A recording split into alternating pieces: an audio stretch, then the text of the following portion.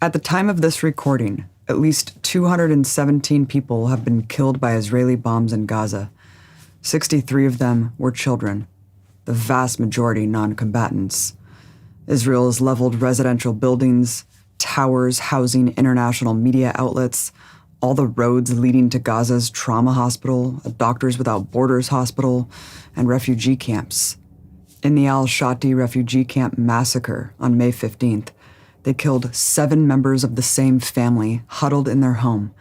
And in one single air raid on May 16th, they killed 42 civilians, including 10 children. Every single one of these civilian dead, Israel claims were human shields. So there's nothing to condemn. It's not their fault. It's the fault of Hamas. Nothing to answer for, no pressure to stop, no accountability. We're just supposed to take their word for it. This is repeated without question by corporate media. For example, when Israel leveled the building housing Associated Press offices, claiming it was a secret base for Hamas, they provided no evidence whatsoever, even in secret, to the U.S. State Department. But CNN, instead of grilling Israel about the claim, instead grilled the Associated Press about turning a blind eye to Hamas.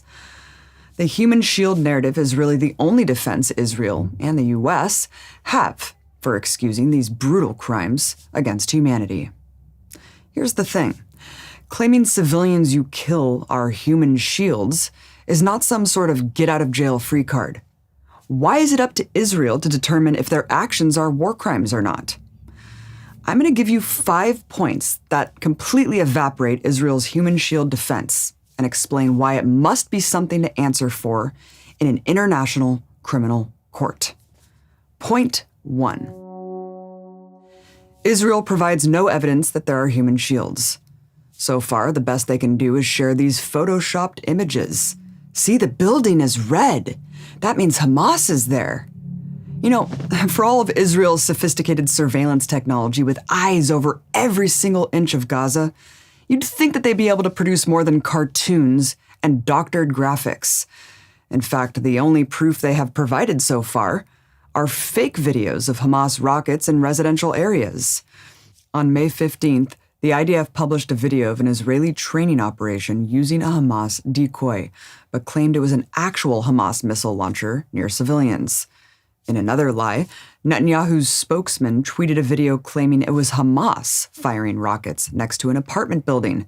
Turns out this was a video from 2018 in Syria. So where's the actual evidence? If they cannot provide any, their claims must be investigated and brought to a trial. Even if there was evidence that Israel was hitting legitimate military targets, it still is illegal to kill such an outrageous amount of civilians. And you can't legally blow up a hospital, even if there are militants nearby. Either way, Israel should not be allowed to be above the law.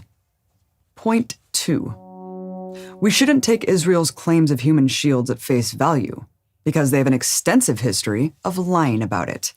I think the most irrefutable example are their killings at Gaza's Great March of Return, which we documented in our film, Gaza Fights for Freedom. At this Great March, Israeli snipers directly targeted and killed 183 unarmed demonstrators, including 35 innocent children at these protests, journalists marked press, medics performing medical aid, a man in a wheelchair, and so many more. But Israel said they were all human shields, so it was all legitimate. Here's where they really exposed themselves. According to international law, human shield applies to civilians as collateral damage when you're targeting military forces in combat. But at the Great March protests, there were no militants, nobody shooting at Israelis, nobody with weapons, no targets remotely connected to military operations. So if all of those children, medics, journalists, and disabled people were human shields, who were they shielding? Even when they killed celebrated female medic Razan al-Najjar, they released a propaganda video saying she was a human shield. But shielding what? Under no circumstances would killing that many civilians at an unarmed protest, with the defense that they were human shields for non-existent military targets, hold up for a second in a war crimes tribunal. Today, Israel relies on the fog of war to make this claim seem possible. But just 2 years ago, Israel showed an irrefutable pattern of lying about human shields, and now they have zero credibility. Point 3. According to Israel's own definition of human shield, every man, woman, and child in Gaza is a human shield. They claim that anyone in the vicinity of not only Hamas missile sites, but Hamas offices, Hamas individuals, is a human shield. This includes Hamas members who are sleeping at home with their families and the surrounding houses. This includes anyone within a mile of any Hamas institution, which is literally all of the 2 million people who live there. Look, Hamas is the government of Gaza. Therefore, any civilian infrastructure is considered Hamas infrastructure, everything from transportation to healthcare. So anyone in the vicinity of those things or people can be killed with impunity. Even Israel's Minister of Defense confirmed that this is indeed their view, stating on May 18th that, quote, no person, area, or neighborhood in Gaza is immune from airstrikes. How is it in any way acceptable that Israel can categorize every human being in Gaza a legitimate target? And if you take Israel's logic far enough, they could kill everyone in Gaza, and it would be justified. Point 4. If you accept Israel's definition of human shield, then you have to accept that Israel is using human shields as well. Armed Israeli soldiers are everywhere among civilian areas. Not only that, but their military bases are nestled in densely populated residential areas. For example, the Israeli Defense Forces' main headquarters is smack dab in the middle of a residential sector of Tel Aviv and a major shopping center. Does anyone accuse Israel of using human shields? In another example, the Israeli army broadcasts from a residential apartment tower with antennas on the roof. If Hamas leveled that building, does anyone doubt it would be deemed a war crime? What we have here is a double standard. Israel wants the human shield defense for them to be any civilian they kill. But for any civilian killed by Hamas, it's a war crime. You know, the purpose of international laws of war is to create a standard that's applied to all sides equally. But Israel and the United States have a different view, that the rules only apply to their enemies. Point 5. If everyone in Gaza is a legitimate human shield, that's only because of Israel's own design. This is a situation of Israel's own making. Israel drew the borders, and Israel refuses to let anyone leave. To leave Gaza, you must get approval from the Israeli government, and the government will almost always say no. So what are people supposed to do who want to remove themselves from the carnage? They have literally nowhere to run and nowhere to hide. Israel has made Gaza, in every sense of the term, an open-air prison. They trap 2 million civilians in this tiny strip of land. Then they bomb their neighborhoods and say, well, they shouldn't have been there. The mountain of civilian dead has to be looked at through the perspective of the Israeli blockade and the inability of anyone to escape. Resistance forces in Gaza have nowhere else to go to. Gaza's self-defense capabilities are confined to this heavily populated area. And Israel has intentionally made Gaza unlivable. The only way Gaza is able to exert pressure on Israel is by firing rockets. If they peacefully protest their conditions, they're massacred just the same.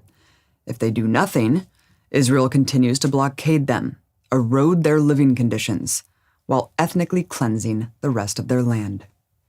Israel has made it so the only leverage Gaza has to get any change is using the one weapon it has.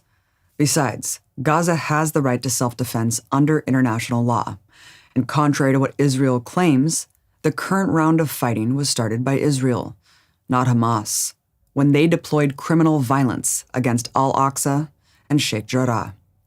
And right at the outset, on May 12th, Hamas offered a ceasefire to Israel. Israel rejected it because they wanted to keep going, despite their rhetoric of only wanting the rockets to stop.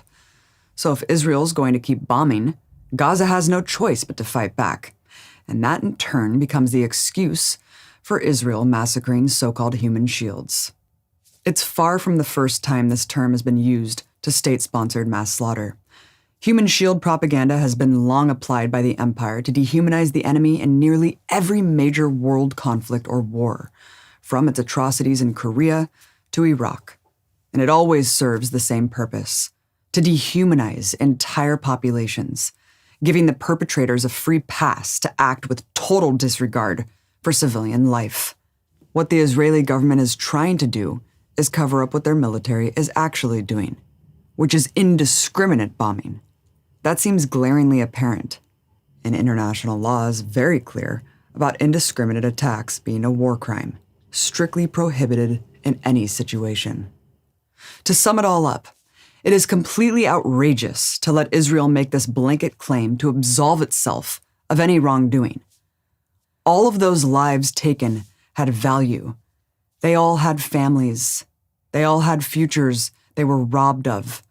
It's not fair, and it's not right to be able to wash away their deaths with such an audacious lie. This is an unconscionable situation. What everyone should agree on is that if an army, especially a colonizing power attacking a population it occupies and completely controls, is going to kill such an outrageous number of civilians, they shouldn't be their own judge and jury. This is what war crimes tribunals are for, and that is exactly what Israel needs to face.